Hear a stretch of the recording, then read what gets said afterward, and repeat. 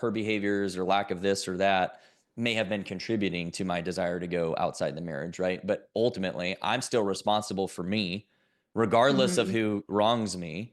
And until I just own my crap and take accountability for that and actually improve myself, blaming is a waste of effort because it's again just making that thing or that tormentor over you, and now you're a victim, right? And so yes, in our situation, my wife was far from perfect. We were both flawed, scared kids that both came from broken homes, and we had a lot of dysfunctional behaviors. We fought aggressively.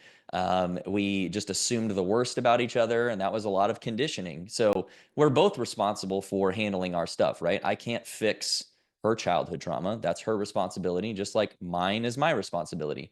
And that's really where, when you stop playing the blame game, you have a chance now to understand each other.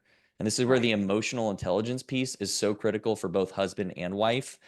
Even if you don't have traumas that you're trying to fix, to have a strong marriage, you must understand each other. You must listen to listen instead of listening to respond. And that patience, that grace of understanding is the most important, ground to create so that you can even try to reconcile problems when they arise. And that was kind of the shift that started to happen for us over time.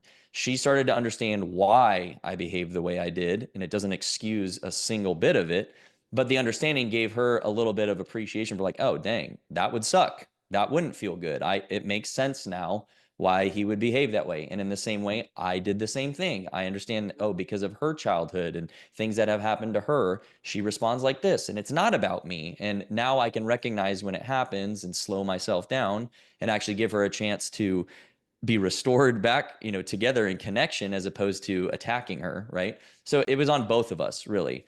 Again, my behaviors, I had to take ownership for the specifics of adultery. That's me.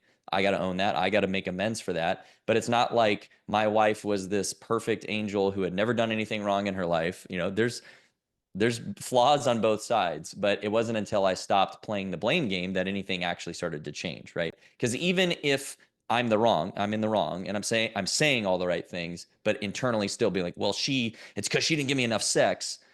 Well, then I'm not actually changing anything, right? I'm Right. just playing a game. I'm acting like the right guy instead of actually becoming the right guy. And so eventually what happens is you actually stop caring about who's to blame because it just doesn't matter anymore. And I know that sounds really crazy to a lot of people,